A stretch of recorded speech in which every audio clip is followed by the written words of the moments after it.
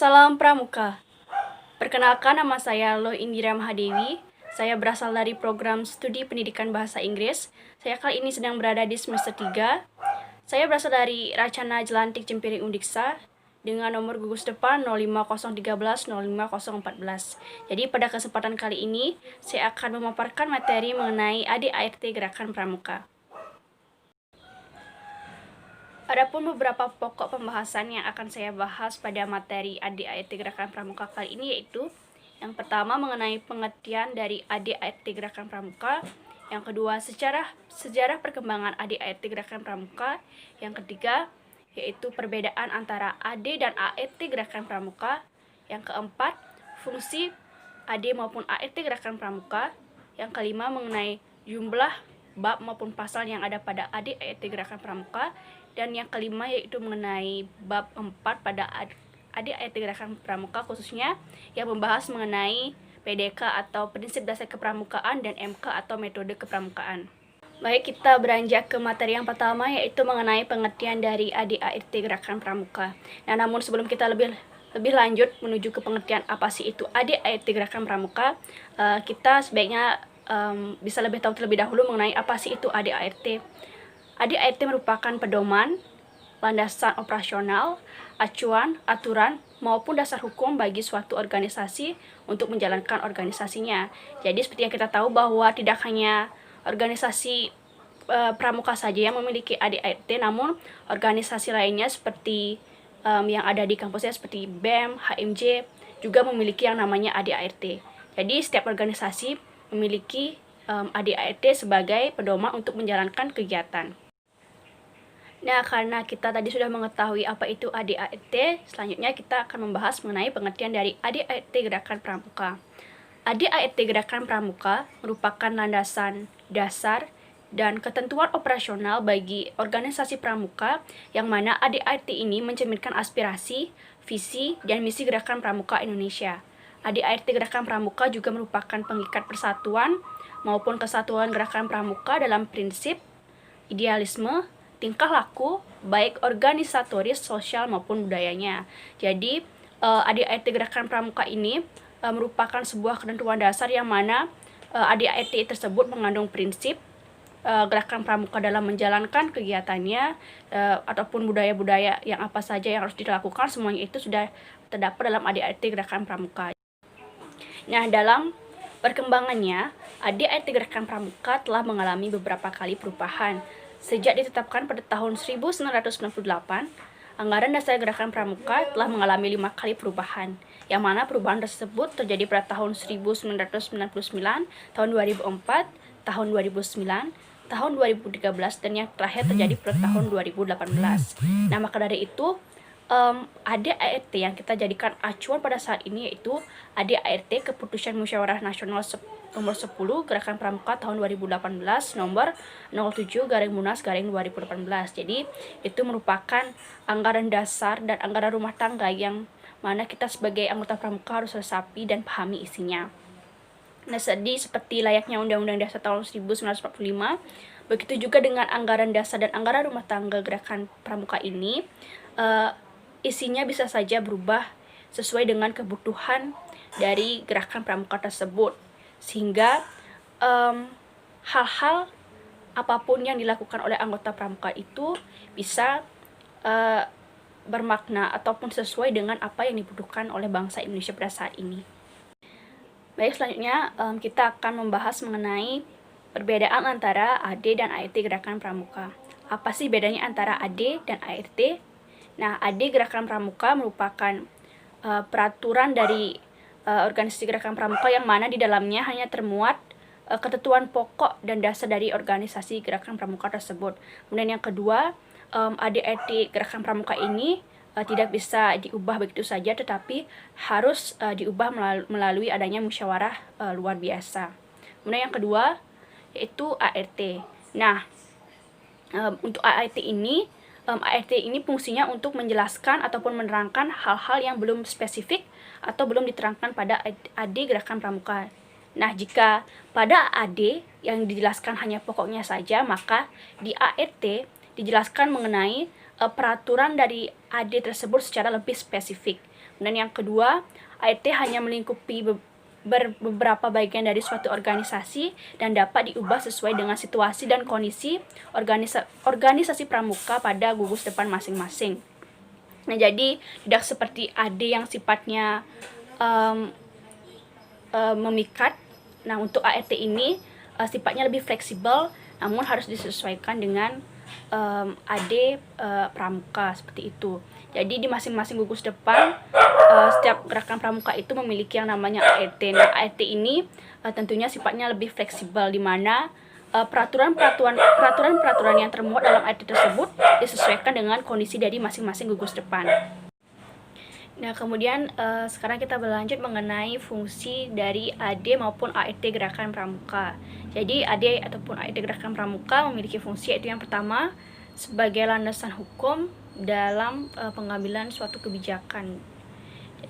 Jadi misalnya pada AET gerakan pramuka tersebut sifatnya telah dijelaskan bahwa gerakan pramuka tidak boleh membeda-bedakan suku, ras maupun golongan maupun agama yang dimiliki oleh anggota pramuka. Jadi ini artinya bahwa semua gugus depan yang ada pada setiap daerah tidak boleh membeda-bedakan ras, suku maupun agama yang dimiliki oleh anggota pramukanya. Kemudian yang kedua itu sebagai petunjuk pelaksanaan. Nah, di AET gerakan pramuka itu juga sudah disinggung mengenai bagaimana sih seharusnya anggota pramuka ataupun gerakan pramuka tersebut menjalankan suatu kegiatan. Contohnya pada AET dijelaskan bahwa pada pola pendidikannya gerakan pramuka diajarkan untuk bekerja sama ataupun bekerja secara berkelompok. Nah, di situ kita tahu bahwa bagaimana sih seharusnya kegiatan pramuka dilaksanakan seperti itu. Nah, selanjutnya kita beranjak ke penjelasan mengenai bab dan pasal yang terdapat pada AET. Nah, dalam AD terdapat 12 bab dan 63 pasal, kemudian pada AET terdapat 11 bab dan 134 pasal.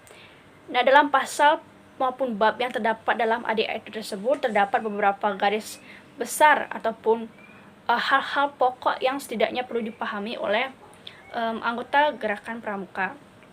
Yang pertama yaitu ada pembukaan yang memuat tentang dasar filosofis dan historis ketentuan dalam AET gerakan pramuka.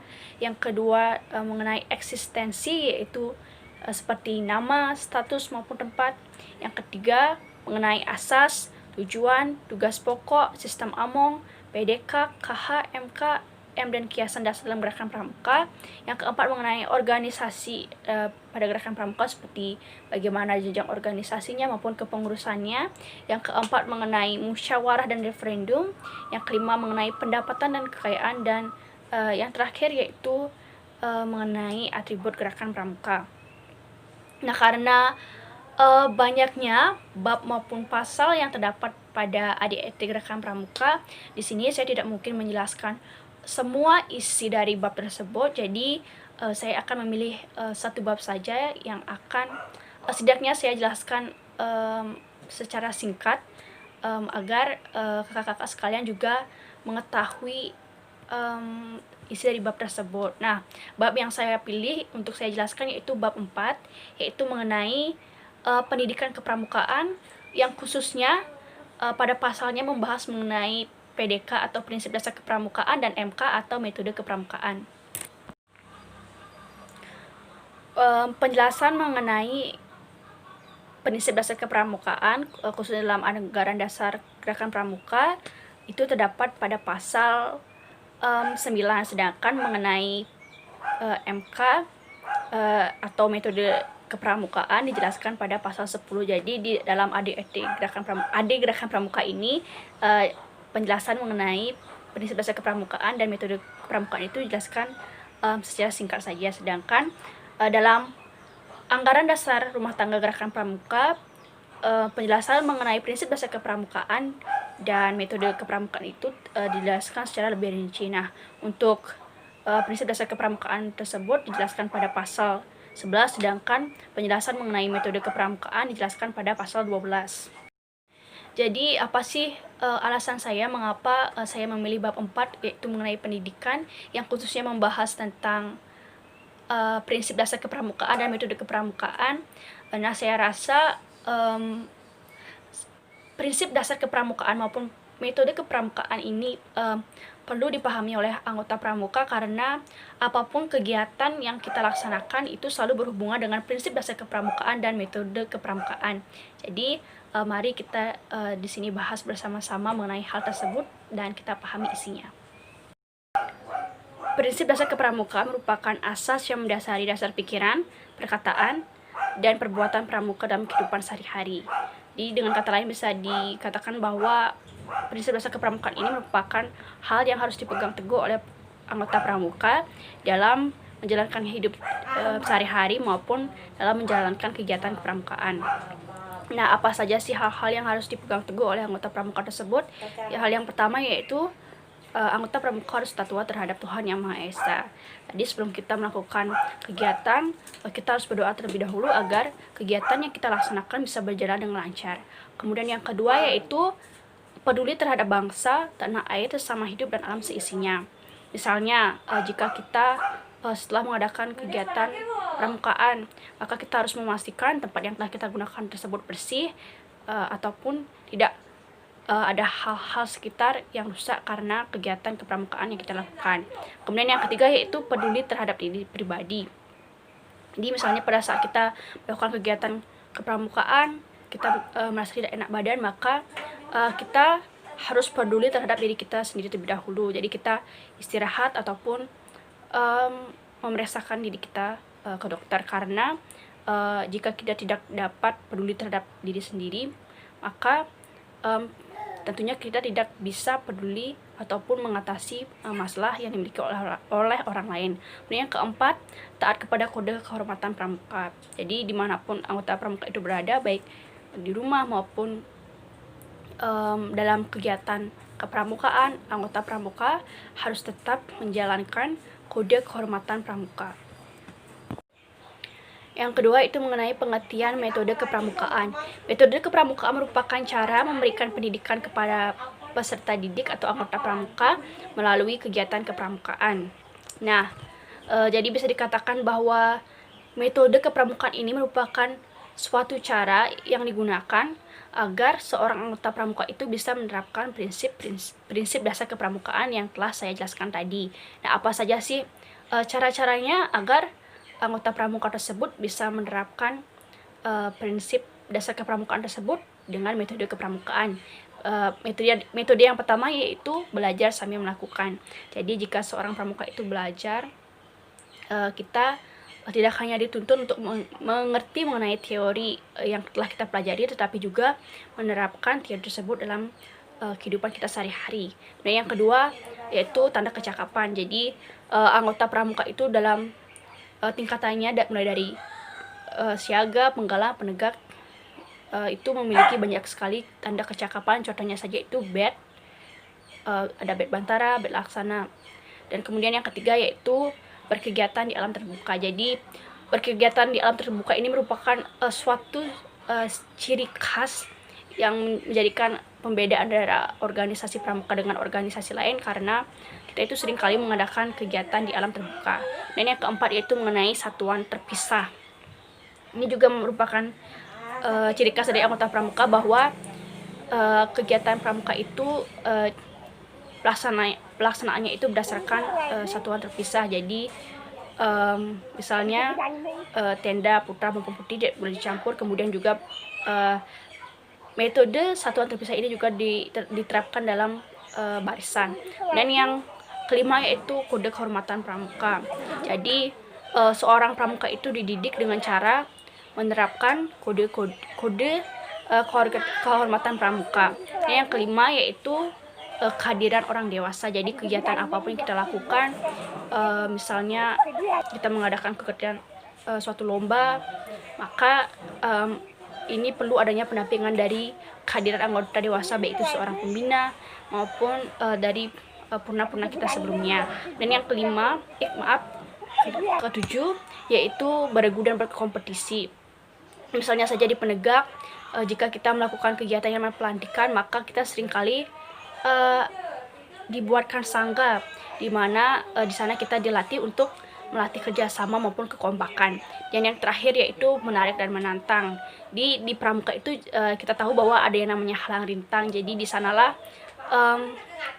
kita diajak untuk dapat melakukan kegiatan yang menarik sekaligus menantang. Baik, sekian penyampaian materi mengenai ADART Gerakan Pramuka yang saya berikan, dan juga sedikit hal yang menyinggung mengenai prinsip dasar kepramukaan dan juga metode kepramukaan. Saya mohon maaf apabila pada penjelasan masih banyak terdapat hal-hal yang kurang. Akhir kata saya ucapkan terima kasih, dan semoga materi yang saya sampaikan bisa bermanfaat. Salam Pramuka.